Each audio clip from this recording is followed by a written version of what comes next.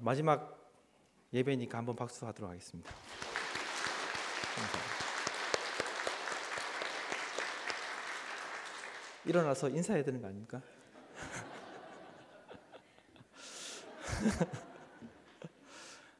찬양의 가사처럼 하나님의 인도하심이 오늘 있기까지 있었습니다. 그리고 앞으로도 하나님께서 저와 여러분의 삶 가운데 은혜를 베풀어 주셔서 또한 인도하실 줄로 믿습니다. 올 한 해는 그 어떤 때보다 정말 많은 이슈가 있었습니다. 한 해를 돌아보면 정말 많은 사건과 사고가 있었던 한 해가 아닌가 그렇게 생각해 볼 수 있습니다. 그리고 교회 공동체도 그렇고 또한 여러분의 개인적인 삶의 자리 가운데에도 다사다복했고 다사다난했습니다. 우리 교회 공동체의 교우들 가운데에도 좋은 직장에 취업하게 되어서 올 한 해 기뻐했던 분도 계셨고, 또한 하고 싶은 것을 하게 되어서 또한 웃음 가득하게 미소를 짓는 분도 계셨습니다.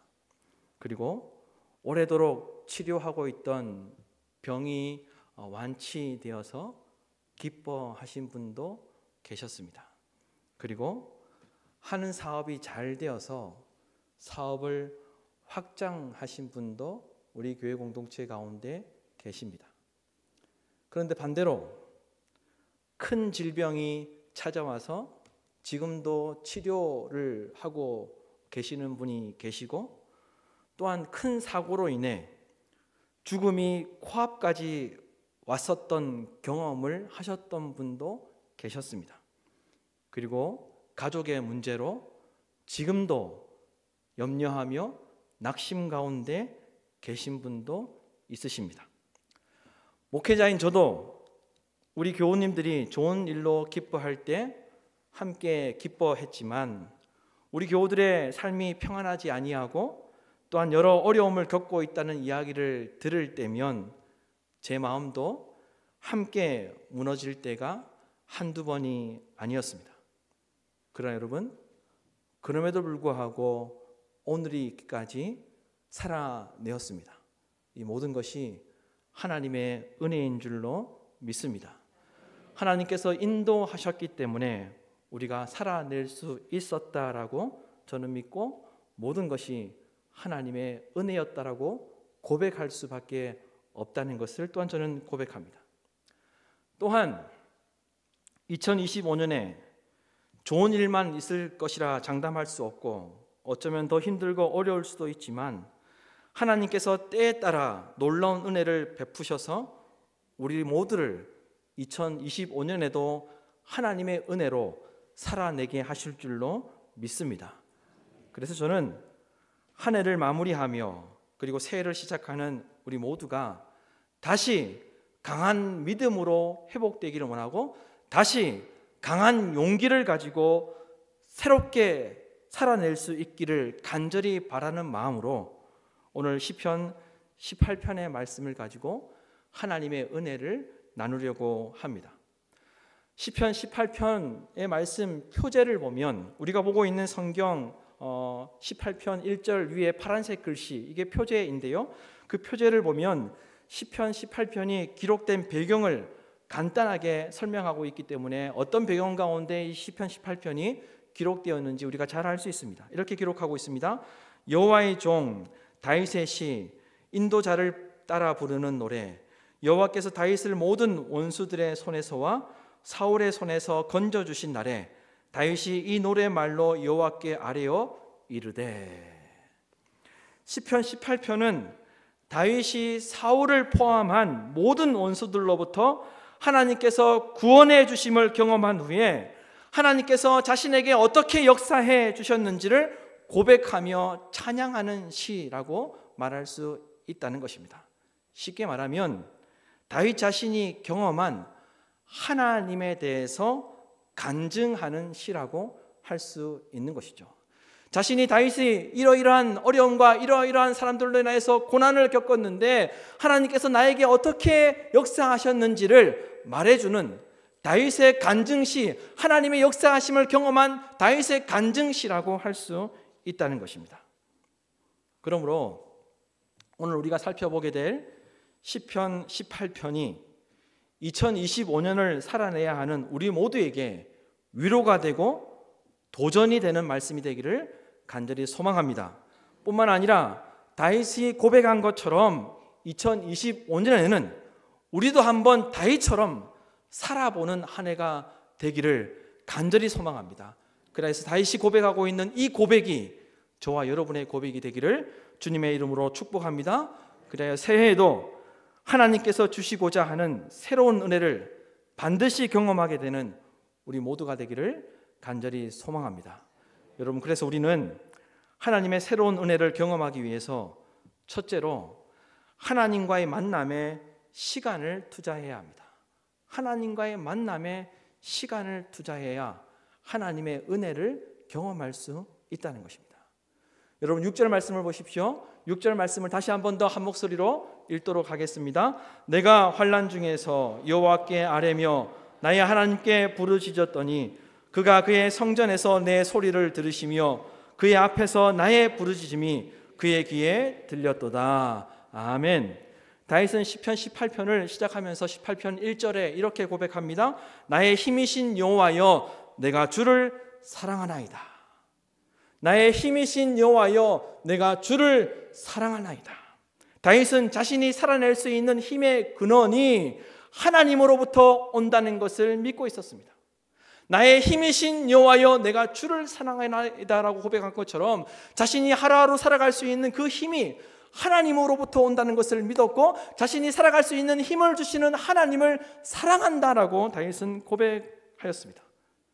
그리고 2절부터는 과거를 회상하면서 자신이 감당할 수 없는 고난을 경험하였다는 것을 고백합니다. 자신이 어떤 고난을 겪었는지를 고백하고 있습니다. 그리고 그 고백이 얼마나 참혹하고 위험했는지, 그리고 그 고난과 그 아픔이 얼마나 잔인했는지, 사망의 올무에 걸려 죽을 뻔했다라고 여러 번 이야기하고 있습니다.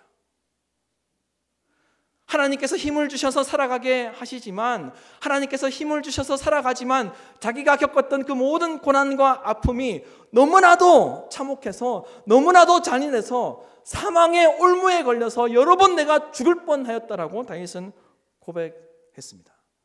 하지만 그때마다 다윗이 무엇을 했다라고 우리에게 말씀해 주고 있습니까? 성전에서 하나님께 기도하였다. 성전에서 하나님께 부르짖었다라고 이렇게 이야기하고 있죠. 그런데 여러분, 사실 당시에는 성막이 있을 때이지 성전은 존재하고 있을 때가 아니었습니다. 그래서 이 성전으로 번역된 히브리어 헤칼이라는 이 히브리어 단어는 성막을 뜻하는 하나님의 전이라고 다른 성경에 다른 곳에서는 번역되고 있습니다. 따라서 정확하게 말하면 성막을 이야기하는 것이다라고 할 수 있겠죠. 다윗은 하나님의 전이었던 성막에서 기도하였습니다. 다윗이 이처럼 내가 성막에서 하나님을 찾고 하나님께 기도하며 하나님을 부르짖었다는 것은 그만큼 하나님을 간절히 사모했다는 것을 이야기하고 있는 것이죠.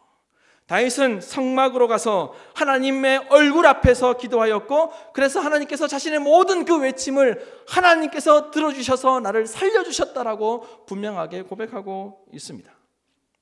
여러분, 간절히 바라기는 다윗이 응답받은 것처럼 우리도 동일하게 새해에도 하나님께서 여러분의 기도에 응답해 주시기를 간절히 소망합니다. 여러분, 그렇다면 한번 생각해 보십시오. 다윗이 성막에 찾아가서 기도했다는 것을 여러분 생각해 보십시오. 여러분, 집에서 기도해도 되잖아요, 그죠? 집에서 기도해도 되지 않습니까? 저도 목사가 아니었으면 저도 그랬을 것 같은데, 우리도 그렇지 않습니까? 좀 귀찮으면 금요기도에도 유튜브 영상으로 예배드리고 집에서 편하게 기도하면 되잖아요. 비 오면 나왔다가 비 오네? 아유, 오늘은 새벽에 나가지 말고 집에서 기도해야 되겠다.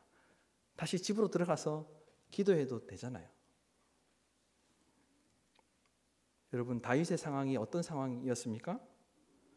다윗이 원수들의 손에 쫓길 때였습니다. 표제에서 그렇게 기록하고 있죠. 사울 왕에게 도망 다닐 때였습니다. 그러면 꼭 성막에 가서 기도 안 해도 되잖아요. 하나님께서 그의 형편을 다 이해하시지 않겠습니까? 네가 지금 성막에 가면 잡힐 것이니 그래, 숨어서 기도해라.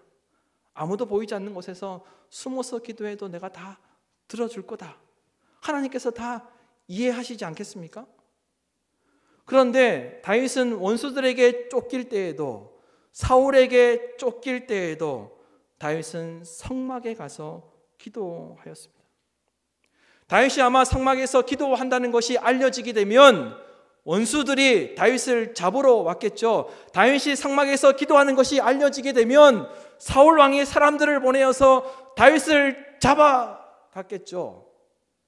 다윗도 그것을 모르지 않았을 것입니다. 그러나 다윗은 원수들에게 쫓길 때에도, 사울에게 쫓길 때에도 성막으로 찾아가서 성막에 와서 기도하였습니다. 성막에 나와서 하나님의 얼굴 앞에 간구하였습니다. 여러분, 다윗이 어떤 마음이었을까요?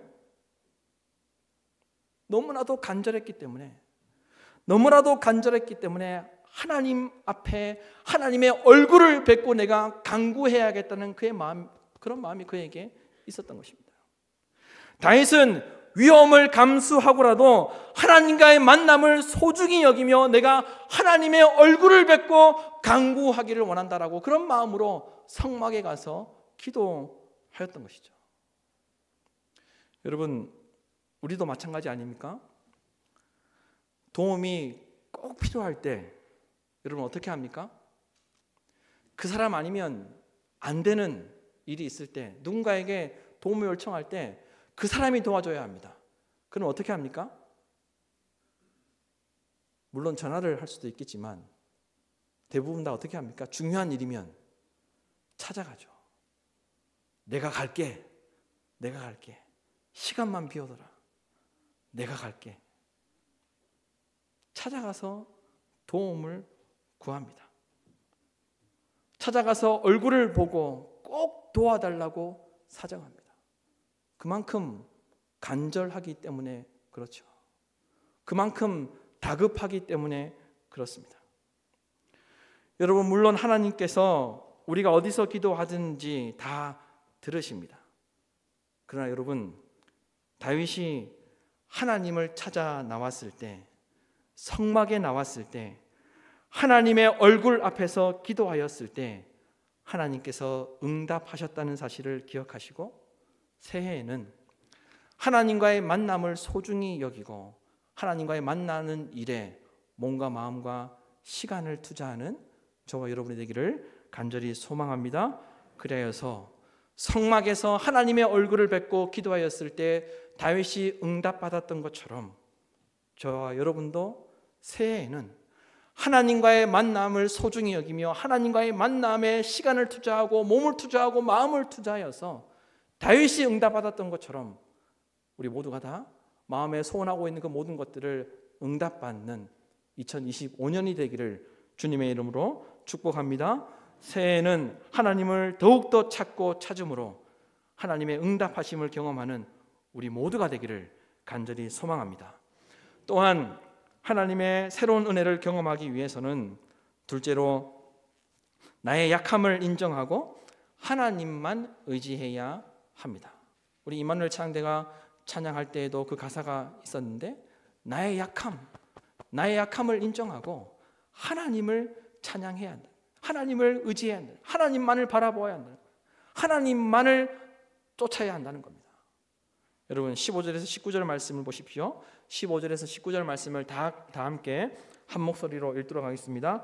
이럴 때 여호와의 꾸지람과 콧김으로 말미암아 물밑이 드러나고 세상의 터가 나타났도다.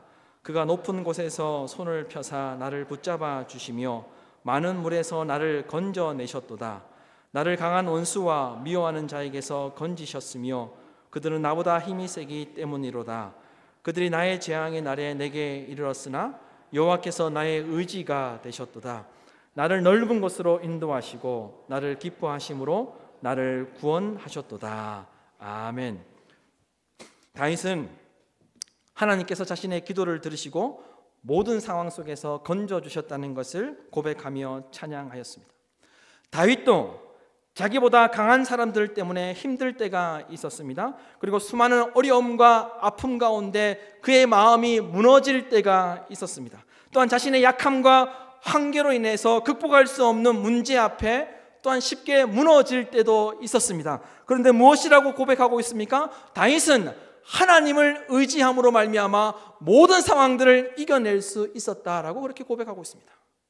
다윗도 죽음의 공포 앞에 두려워할 때가 있었고 사람들로 인하여서 어려움을 겪었을 때가 있었고 또한 힘들고 어려운 상황들로 인하여서 그의 한계를 깨닫고 약함을 깨닫고 무너질 때가 있었는데 하나님을 의지함으로 말미암아 모든 상황들을 이겨내며 견뎌낼 수 있었다라고 이렇게 고백하고 있습니다. 다윗은 이렇게 고백합니다. 여호와께서 나의 의지가 되셨도다. 여호와께서 나의 의지가 되셨도다. 여기서 말하는 이 의지가 되셨다는 말은 버팀목 그리고 지지자가 되셨다는 뜻입니다. 버팀목과 지지자가 되셨다. 나를 지지해 주시는 분이 되셨다. 그런데 이런 의미도 있습니다. 돈이나 필요를 공급하고 제공하다는 그런 뜻도 있습니다. 따라서 하나님께서 나의 의지가 되셨다는 말은 무슨 뜻입니까? 하나님께서 공급자가 되어 주셨다는 거예요. 다윗이 살아내는데 필요한 그 모든 것들을 하나님께서 제공해 주시고 하나님께서 공급해 주시고 하나님께서 채워 주셨다는 겁니다. 살아가는데 필요한 그 모든 것들을 하나님께서 제공해 주셨다는 거예요. 하나님께서 채워 주셨다는 거예요. 하나님께서 부어 주셨다는 겁니다. 여러분, 우리는 이 땅 가운데 살아내면서 여러 환경들을 만나게 됩니다. 사회 구조적으로 극복할 수 없는 거대한 힘에 부딪힐 수도 있고 또한 나보다 강한 사람들로 인해서 매번 억울한 일을 당할 수도 있습니다. 특별히 우리 청년들은 열심히 해도 안 된다는 그런 마음을 가지고 이미 그런 마음을 가지고 이 세상 가운데 어렵고 힘들게 살아가고 있습니다. 열심히 해도 안 되는 세상 속에서 살아가고 있기 때문에 우리 청년들은 그 마음의 그 상태가 이미 지쳐 있습니다. 또 어떻습니까? 어떤 경우에는 평등한 기회조차 주어지지 않는 부당한 대우를 받을 수도 있습니다. 그래서 이러한 거대한 장애물을 만나게 되면 해도 안 된다는 한계를 느끼고 포기하게 됩니다. 하지만 여러분 기억하십시오. 특별히 우리 청년들 꼭 기억하셨으면 좋겠습니다. 다윗은 하나님을 의지함으로 모든 환경과 모든 사람들을 이겨낼 수 있었습니다. 다윗은 하나님께서 공급하여 주심으로 하나님께서 제공해 주심으로 하나님께서 채워 주심으로 자신의 한계를 뛰어넘을 수 있었습니다. 간절히 바라기는 하나님을 의지함으로 말미암아 하나님의 제공해 주심, 하나님의 공급해 주심, 하나님의 채워 주심을 경험하는 2025년이 되기를 간절히 소망합니다. 여러분, 하나님을 찾고 의지해야 할 때 하나님께서 우리에게 놀라운 은혜를 베풀어 주실 줄로 믿습니다. 물론 2025년도 우리가 살아가기에 쉽지 않을 것입니다. 여전히 사람들로 인하여서 어려움을 당할 수도 있습니다. 여전히 사회 구조적인 문제로 인하여서 부당한 대우를 당할 수도 있습니다. 여전히 직장에서 그 일들로 인하여서 마음의 고통을 경험할 수도 있습니다. 그리고 여전히 나보다 강한 사람, 나보다 강한 환경을 만나서 좌절할 수도 있습니다. 그러나 꼭 기억하십시오. 하나님을 의지할 때 하나님께서 공급하여 주심으로, 하나님께서 제공하여 주심으로, 하나님께서 채워주심으로 하나님의 은혜를 누리게 될 줄로 믿습니다. 여러분, 하나님만 의지하시길 바랍니다. 하나님께서 공급자, 제공자, 그리고 내 편이 되어주신다는 믿음을 가지고 하나님만 의지하는 2025년이 되기를 간절히 소망합니다. 그리하면 반드시 하나님께서 모든 위험으로부터 구원해 주시고 오늘 19절 말씀처럼 넓은 길로 인도해 주실 줄로 믿습니다. 하나님을 의지하는 자에게 넓은 길을 허락해 주시고 넓은 곳으로 인도해 주신다는 말씀을 기억하며 살아내는 저와 여러분이 되기를 간절히 소망합니다. 마지막으로 하나님의 새로운 은혜를 경험하기 위해 셋째로 바른 삶을 살아야 합니다. 하나님의 은혜를 경험하기 위해서는 바른 삶을 살아야 한다는 거예요. 여러분, 20절에서 29절 말씀이 조금 길긴 하지만 다시 한 번 더 20절에서 29절까지의 말씀을 한 목소리로 읽도록 하겠습니다. 여호와께서 내 의를 따라 상을 주시며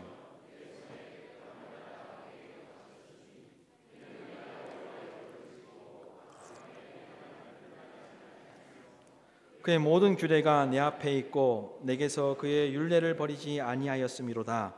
또한 나는 그의 앞에 완전하여 나의 죄악에서 스스로 자신을 지켰나니 그러므로 여호와께서 내 의를 따라 갚으시되 그의 목전에서 내 손이 깨끗한 만큼 내게 갚으셨도다. 자비로운 자에게는 주의 자비로우심을 나타내시며 완전한 자에게는 주의 완전하심을 보이시며 깨끗한 자에게는 주의 깨끗하심을 보이시며 사악한 자에게는 주의 거스르심을 보이시리니 주께서 공고한 백성은 구원하시고 교만한 눈은 낮추시리이다. 주께서 나의 등불을 켜시며 여호와 내 하나님이 내 흑암을 밝히시리이다. 내가 주를 의뢰하고 적군을 향해 달리며 내 하나님을 의지하고 담을 뛰어넘나이다. 아멘. 20절에서 29절 말씀을 아주 간단하게 요약하면 하나님은 코람데오의 삶을 사는 자에게 은혜를 베푸신다라고 그렇게 말씀하시는 내용이라고 이해하실 수 있습니다. 여러분, 코람데오가 무슨 뜻입니까? 라틴어 이 코람은 앞에서라는 말이고 데오는 하나님이라는 말이죠. 그래서 이 코람데오란 말은 하나님 앞에서라는 그런 뜻입니다. 다윗은 자신의 모든 순간순간이 하나님 앞에서 이루어진다는 믿음을 가지고 살았습니다. 자신이 하나님 앞에서 사는 존재라는 것을 기억하며 살았습니다. 그래서 고백하죠. 여호와께서 내 의를 따라 상 주시며 내 손의 깨끗함을 따라 내게 갚으셨습니다. 하나님께서 지켜보고 계신다는 거예요. 또 이렇게 고백합니다. 나는 하나님 앞에 있습니다. 하나님의 목전에서 내 손이 깨끗한 만큼 내게 갚으셨습니다. 하나님의 목전에서 내 손이 깨끗한 만큼 내게 갚으셨습니다. 다윗은 하나님 앞에 산다고 고백하고 있는 거예요. 그러면서 이렇게 고백합니다. 25절에서 26절 말씀 다시 보시면 이렇게 고백합니다. 자비로운 자에게는 주의 자비로우심을 나타내시며 완전한 자에게는 주의 완전하심을 보이시며 깨끗한 자에게는 주의 깨끗하심을 보이시며 사악한 자에게는 주의 거스르심을 보이시리니. 26절에 사악한 자에게는 주의 거스르심을 보이셨다는 이 말은 하나님 앞에 정직하지 못한 자는 하나님께서 속이시고 하나님 앞에 정직하지 못한 자는 하나님께서 복잡하게 하셨다는 그런 뜻입니다. 사악한 자에게 주의 거스르심을 보이셨다. 주의 거스르심을 보이셨다. 하나님께서 속이셨다. 하나님께서 복잡하게 만드셨다는 그런 뜻입니다. 하나님 앞에서 정직하지 못하면 하나님께서 그 사람을 속이시고 하나님 앞에 정직하지 못하면 하나님께서 그 인생을 복잡하게 하신다는 것을 다윗이 깨달았기 때문에 다윗은 하나님 앞에서 사는 것처럼 바른 삶을 살았던 것입니다. 하나님 앞에서 사는 것처럼 깨끗한 삶을 살았던 것입니다. 하나님께 앞에서 사는 것처럼 선한 삶을 살았던 것입니다. 왜 그렇습니까? 하나님 앞에 정직하지 못하면 하나님께서 그의 인생을 거스르시기 때문에, 하나님께서 하나님 앞에 정직하지 못하면 하나님께서 그 사람을 속이시고 하나님께서 그 사람을 복잡한 인생이 되도록 하시기 때문에 다윗은 하나님 앞에서 사는 것처럼 살았다는 것입니다. 여러분, 하나님께서는 하나님 앞에서 사는 것처럼 바른 삶을 사는 자에게 은혜를 베풀어 주시는 줄로 믿습니다. 세상은 당장 눈앞에 보이는 이익을 쫓아가지만, 세상은 성공을 쫓아가지만, 그래서 자신의 이익을 위해서 수단과 방법을 가리지 않지만, 하나님의 사람은 하나님 앞에서 사는 것처럼 코람데오의 신앙을 가지고 살아야 한다는 것을 여러분 꼭 기억하시기를 바랍니다. 분명하게 말씀하셨습니다. 하나님은 자비로운 성도에게 하나님의 자비하심을 나타내십니다.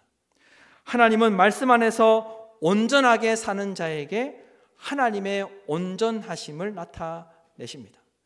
하나님은 깨끗하고 진실한 자에게 하나님의 진실하심을 나타내신다라고 말씀하셨습니다. 여러분, 하나님은 성도가 바른 길을 선택하여 선하게 살아낼 때 반드시 보상해 주신다는 것을 기억하시고 2025년 새해에는 하나님 앞에서 사는 것처럼 살아가는 우리 목민의 모든 권속들이 되기를 간절히 소망합니다. 여러분, 새해가 되었습니다. 새해 복 많이 받으십시오. 새해에도 하나님의 은혜가 정말 가득하시기를 바랍니다. 하나님의 은혜를 받아 누릴 수 있는 그릇을 준비하는 우리 목민의 모든 권속들이 되기를 주님의 이름으로 축복합니다. 이를 위해서 하나님과의 만남에 몸과 마음과 시간을 투자하셔야 합니다. 그래야만 하나님의 은혜가 있습니다. 나의 연약함과 한계를 인정하고 하나님만 의지하셔야 합니다. 그래야만 하나님의 은혜가 우리의 인생 가운데 반드시 임하게 될 줄로 믿습니다. 그리고 하나님 앞에 사는 것처럼 바른 길을 선택하고 바른 삶을 사셔야 합니다. 그래야만 우리의 생각을 뛰어넘는 하나님의 역사를 경험하게 될 줄로 믿습니다. 여러분, 새해에도 하나님의 은혜로 충만하여 내년 이맘때가 되었을 때에는 주님, 올 한 해는 내 잔이 넘쳤습니다 라고 고백할 수 있는 목민의 모든 권속들이 되기를 주님의 이름으로 축원합니다.